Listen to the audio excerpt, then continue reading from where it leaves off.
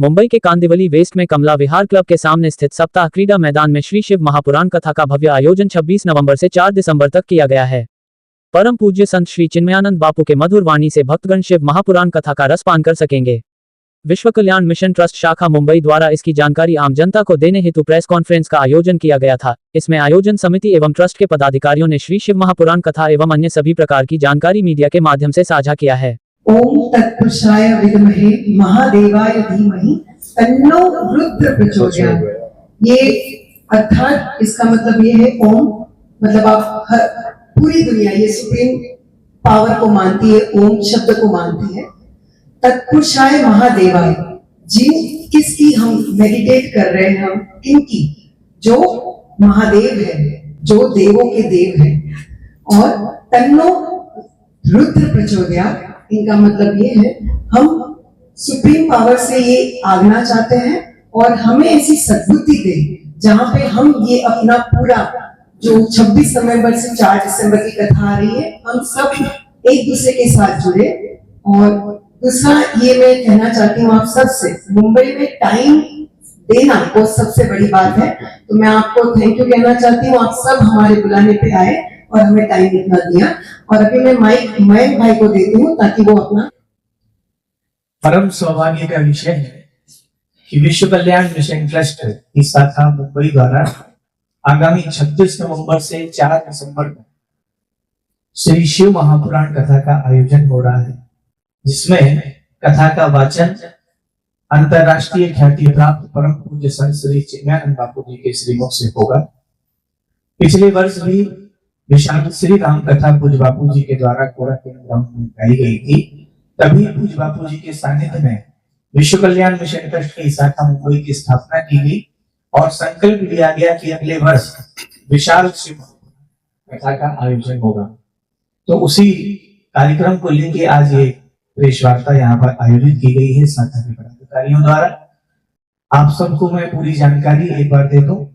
26 नवंबर से 4 दिसंबर तक ये कथा हमारे कांदिवली वेस्ट में कमला विहार स्कूल क्लब के सामने सप्ताह ग्राउंड बोईसर जिमखाना रोड में आयोजित होगी। 9 दिवसीय श्री शिव महापुराण पूज्य बापू जी के द्वारा गाई जाएगी। इस कथा के दौरान सर्वप्रथम 26 तारीख को दोपहर 1:30 बजे से विशाल शोभा यात्रा, पोथी यात्रा, जिसमें हजारों की संख्या में माताएं बहनें कलश लेकर भी चलेगी। विशाल यात्रा भी निकाली जाएगी दोपहर 1:30 बजे से और फिर शाम को 4 बजे से 7 बजे तक शिव महापुराण कथा पूज्य बापू के द्वारा गाई जाएगी।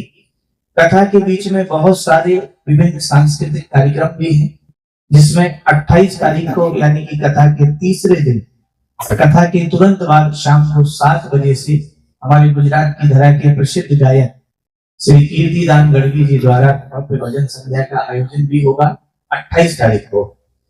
1 दिसंबर को भारत में और संपूर्ण विश्व में जिनको हम युग कवि कहते हैं आदरणीय श्री कुमार विश्वास जी, जिनका विशेष प्रेम पूज्य बापू से है, उनकी भी पावन उपस्थिति कथा के दौरान रहेगी और उनको भी सुनने का अवसर हम सभी मुंबई वासियों को मिलेगा।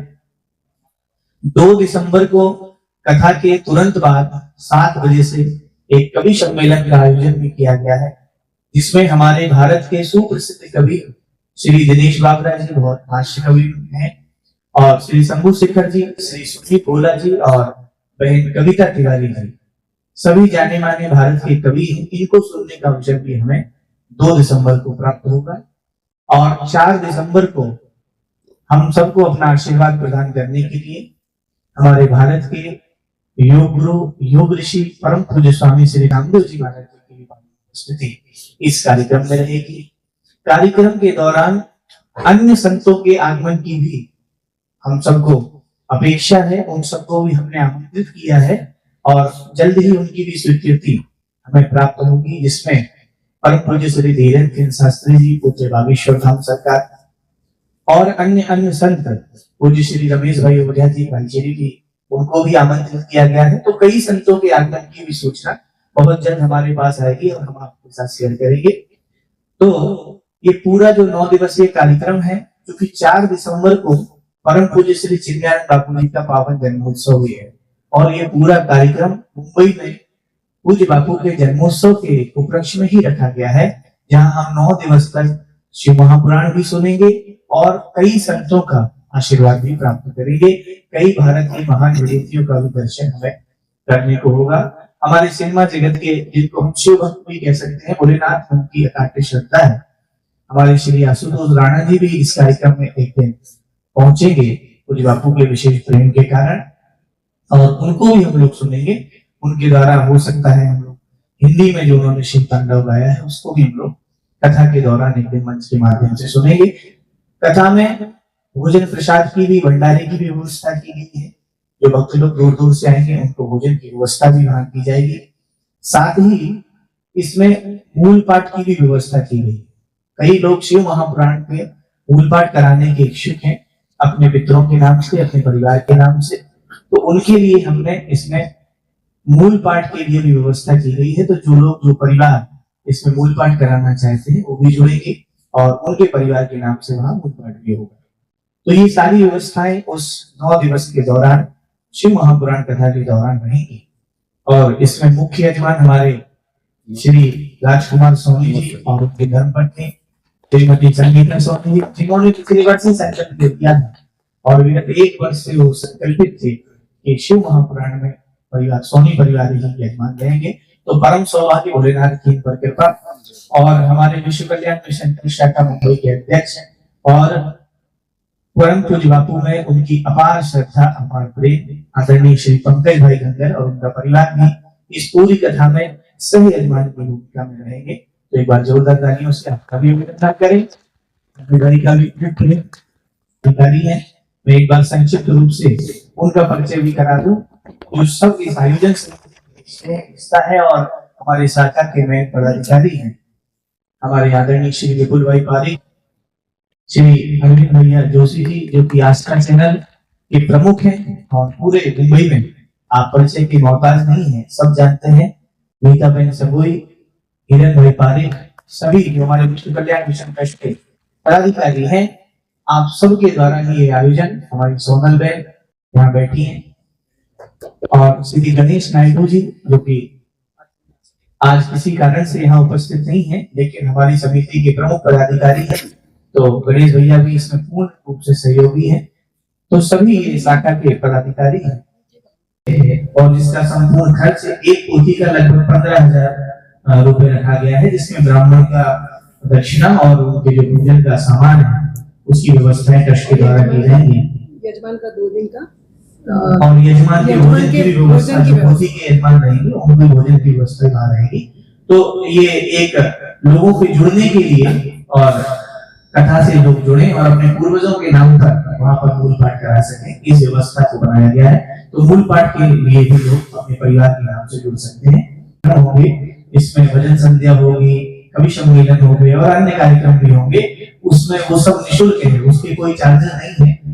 आप कथा से लेकर सांस्कृतिक कार्यक्रम सभी पूर्णतः निःशुल्क हैं। आप आइए और इन सब चीजों का श्रवण पाठ कीजिए, रसपान कीजिए। लगभग 3 उत्सव होंगे, जिसमें प्रमुख रूप से कथा के चतुर्थ दिवस में भगवान शिव और माता पार्वती का विवाहोत्सव होगा। सुंदर बारात भोलेनाथ की, पूरा सज धज के बाराती भूत प्रेत सब लोग भोलेनाथ के साथ शिव विवाह में चौथे दिन आएंगे और भव्य विवाह उत्सव कथा पांडाल में होगा। तो उसके लिए भी लोग जुड़ सकते हैं, यजमान बन सकते हैं। साथ ही कथा के 5वें दिन गणेश जन्मोत्सव का भी प्रोग्राम रखा गया है, क्योंकि महाराष्ट्र की धरा है। भगवान गणपति यहाँ के आराध्य हैं। वैसे तो भगवान गणपति प्रथम पूज्य हैं, संपूर्ण विश्व में उनकी पूजा है, लेकिन महाराष्ट्र में वो आराध्य देवता है। तो उनका जन्मोत्सव, प्राकट उत्सव भी हम लोग धूमधाम से मनाएंगे कथा के 5वें दिन में। और अंत में 4 दिसंबर को 12 ज्योतिर्लिंग, जहां आप दूर दूर भगवान के 12 ज्योतिर्लिंग का दर्शन करने जाते हैं। और महाराष्ट्र का सौभाग्य है, यहाँ 2 से 3 ज्योतिर्लिंग महाराष्ट्र में है, 4 ज्योतिर्लिंग। तो हम लोग 12 ज्योतिर्लिंग का प्राकट उत्सव की जो कथा है उसको भी बड़े भव्य रूप से मनाएंगे। सुंदर झांकी 12 ज्योतिर्लिंग की यहाँ पर लगेगी और वो भी एक उत्सव हम लोग मनाएंगे। तो इन उत्सवों में भी जो यजमान बनना चाहते हैं वो भी जुड़ सकते हैं और उत्सव के लिए भी आप संपर्क हमारे पदाधिकारियों से कर सकते हैं। बताया 26 नवंबर को दोपहर 1:30 बजे से भव्य कलश यात्रा शोभा यात्रा भी निकलेगी, जिसमें हम लोग लगभग 2100-3100 जितनी भी माता शक्ति हो जाए, माताएं बहनें, इतनी माताओं को लेकर कलश यात्रा निकालेंगे।